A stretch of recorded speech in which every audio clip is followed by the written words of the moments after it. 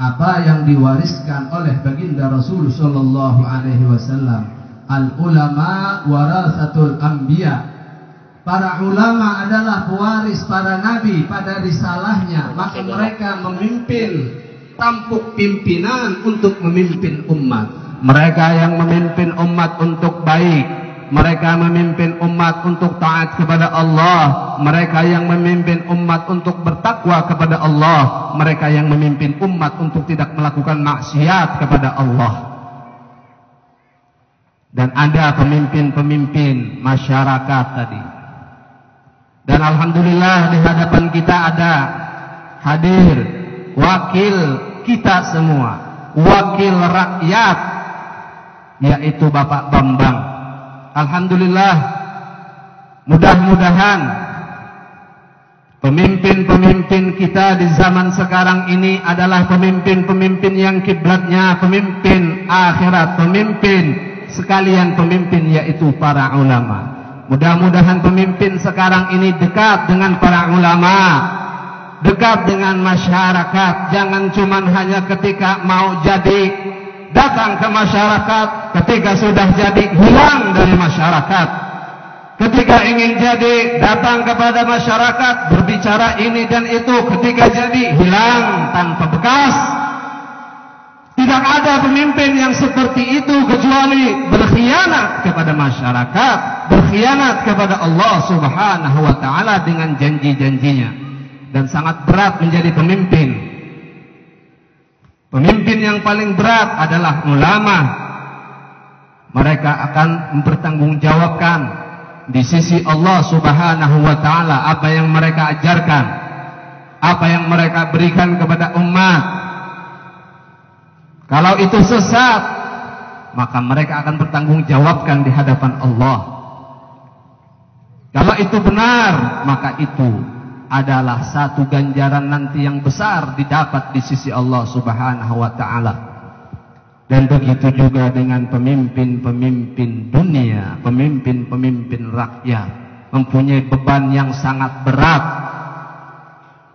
Kalau dia melakukan penyelewengan, tidak amanah kepada apa yang diamanahkan oleh masyarakat, memakan duit yang kada halal, maka apa segala sesuatu yang dikerjakannya, ditanggungjawabkannya, dipertanggungjawabkannya di sisi Allah.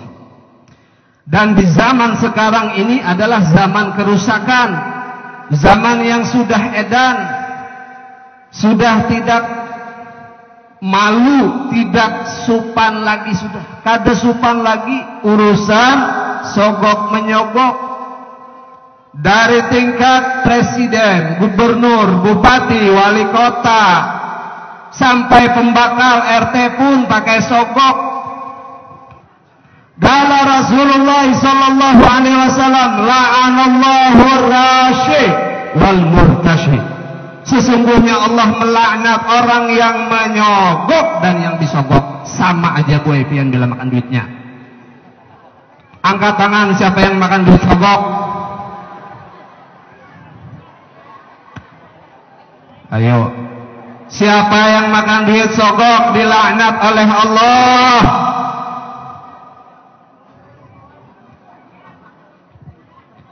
Nang tertawa tuh iya tak? Kada nang menolak ya.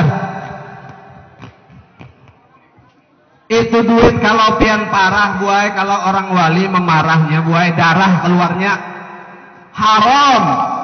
Dan duit-duit seperti itu akan hasilnya yang kita dapatkan hitam, menutup batin kita, akan membuat jasmani kita berat untuk ibadah kepada Allah. Ini yang harus difahami.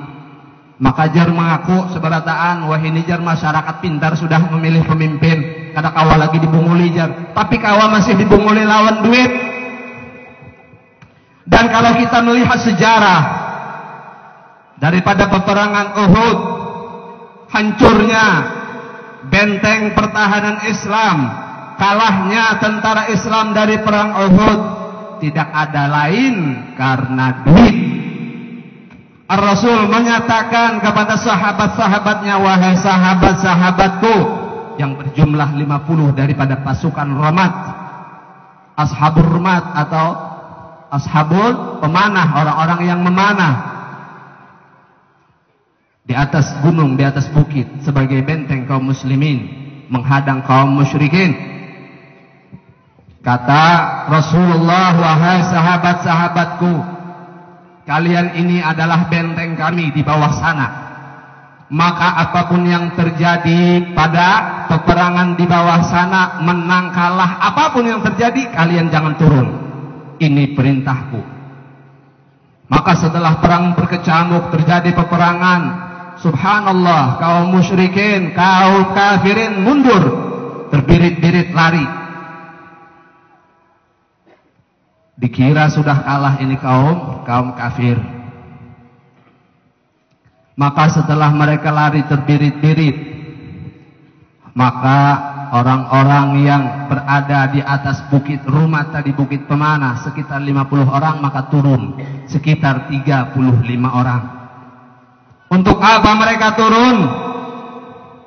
Untuk mengambil harta rampasan perang. Apa itu harta rampasan perang? Fulus. Kaum muslimin tidak tahu waktu itu Khalid bin Walid, Sayyidina Khalid bin Walid masih belum masuk Islam, menjadi panglima perangnya kaum Quraisy, bersembunyi di semak-semak korma, pohon-pohon korma, menunggu keadaan, melihat situasi. Setelah melihat tentara muslimin turun, benteng kaum muslimin turun, maka memutarlah Sayyidina Khalid bin Walid naik ke bukit Rumat menghabisi orang yang tinggal 15. Maka jadilah mereka menduduki kedudukan bukit Rumat, benteng kaum muslimin. Maka mereka yang memanahi kaum muslimin sehingga kaum muslimin mundur sampai ke belakang. Jabal Uhud. Inilah kejadian yang sangat-sangat miris bagi kaum muslimin. Semua dikalahkan dengan duit. Dan itulah terjadi pada zaman sekarang ini. Kaum muslimin imannya semua kalah dengan duit 50.000, duit 10.000, bahkan kalah lawan serudung. Kau aja gue serudung nukar, kena lu nukar kan? Ambil duitnya lo nakipian julung wadah hulun. Dibari serudung, dibari itapi, mau mencucuk kegilaan. Apa yang dijual? Akhirat dijual, iman dijual. Ini ulun mengatakan aja bang, kalau pina ada